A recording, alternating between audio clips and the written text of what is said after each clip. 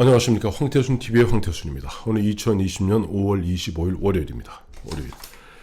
보니까 오늘 안철수 국민의당 대표가 굉장히 뜬금없는 뜬금포를 갖다가 날렸습니다. 잠시 후 2시가 되면 보면 아마 이용수 할머니가 대구에서 기자회견을 할 텐데, 지금 당선인 윤미향 씨는 이리저리 지금 모습을 종종을 감추고 있고 나올지 모르겠습니다만은, 그런 가운데 갑자기 그 윤미향을 갖다가 갑자기 화두에 올려서 이런 얘기를 했어요. 만약에 노무현 대통령이 살아계셨다면은 윤미향 부끄러운 줄 알아라 라고 일갈했을 것이다. 그러면서 그 다음에 노무현 대통령은 자신과 자신의 편에 너무 철저했고 엄격하셨던 분이다.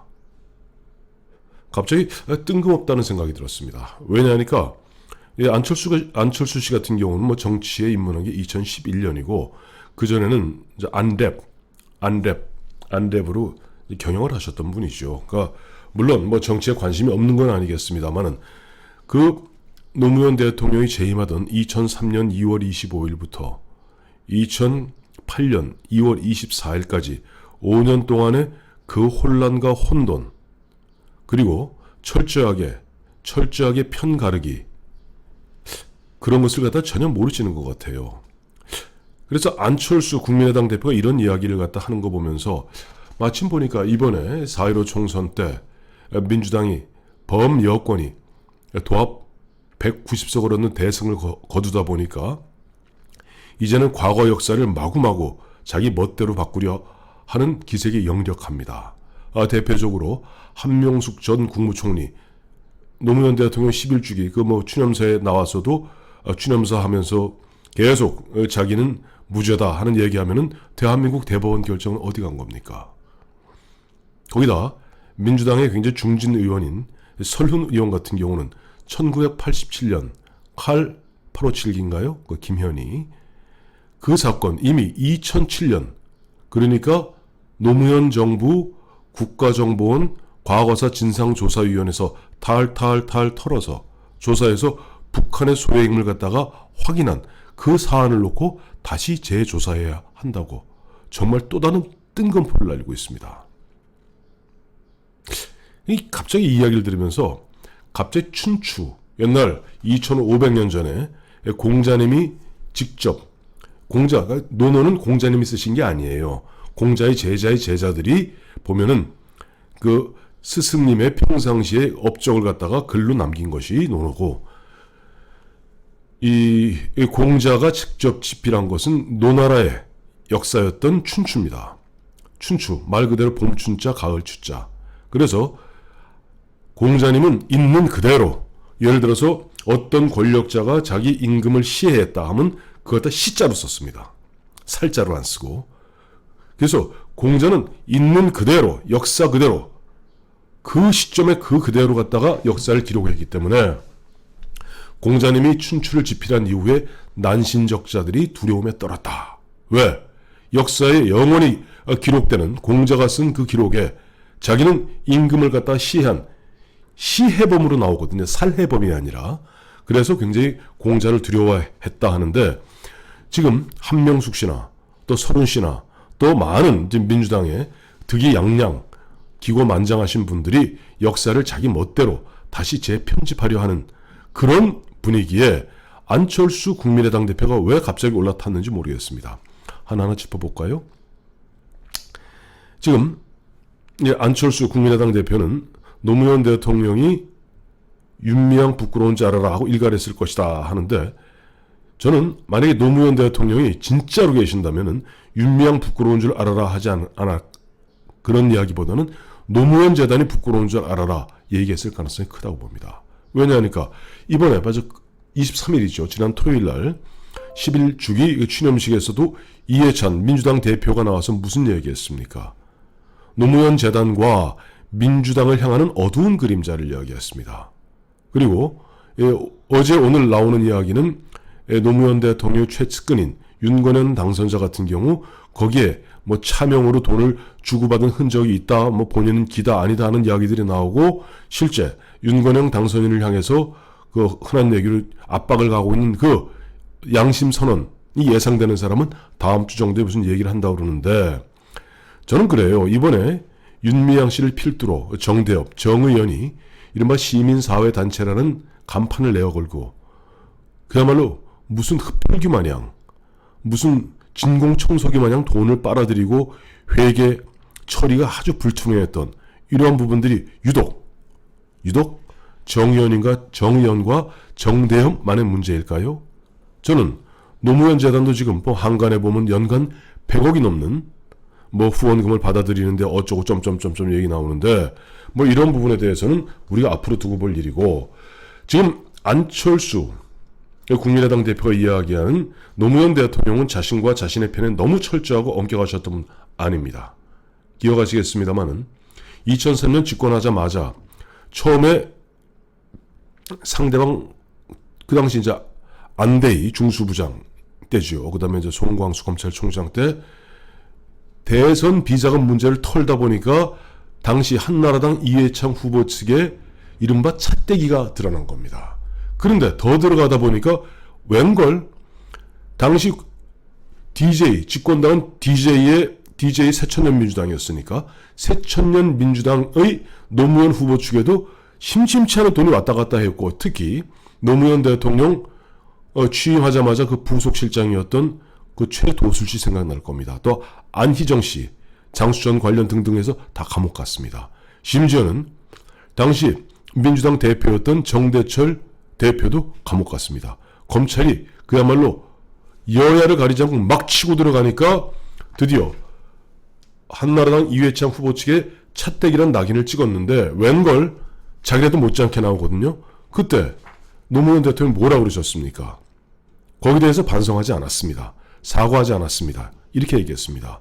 만약 우리 캠프가 이회창 캠프에 쓴 돈의 10분의 1을 더 썼다면은 나는 대통령직을 그만두겠다고 얘기했습니다. 노무현 대통령이 어떻게 보면 도박사, 승부사 기질이 있다는 것은 저는 인정합니다.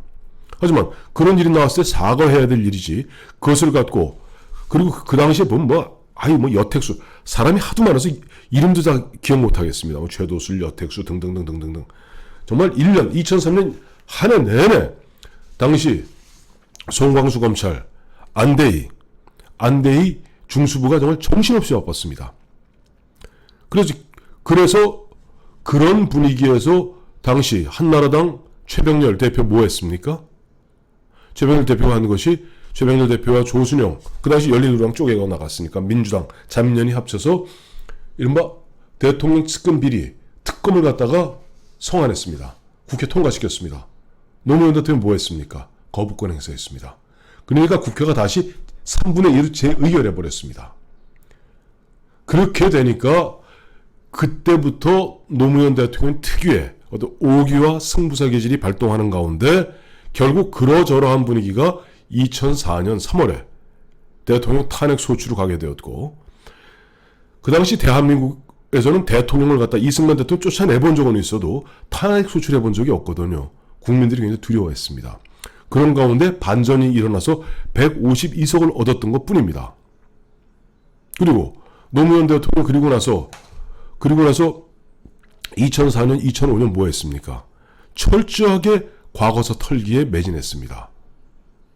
그 당시 언론관계법 4대 악법이라고 합니다만, 그다음에 국가보안법 폐지, 그다음에 언론법, 사학법 등 4대 악법을 갖다가 강행 처리했죠. 그때 한나라당 대표였던 박근혜 대표가 53일 그 엄동설안에 장외투쟁함으로써 사실 그걸 바꾸어냈던 겁니다. 물론 노무현 대통령 재임 중에 자기 진영의 반대에도 불구하고 몇 가지 훌륭한 일을 한 거 있습니다. 이라크 파병이라든가 한미 FTA 체결, 그다음에 제주 강정마을, 또 대추리에 있는 미군, 지금 현재 평택 미군기지, 이런 것은 뭐 국가 안보와 직결된 문제니까 노무현 대통령도 어쩔 수 없었을 겁니다. 그런데 노무현 대통령이 2003년부터 2008년 2월 24일까지 재임하면서 가장 해서는 안 될 일을 한 게 뭔지 아시죠? 바로 대선이 코앞에 있는데 12월 19일이면 대선인데 그해 10월 4일 날 북한에 가서 사실상 임기 2달 채 안 남은 대통령이 한 것이 북한 김정일 만나서 14 합의해 준 겁니다.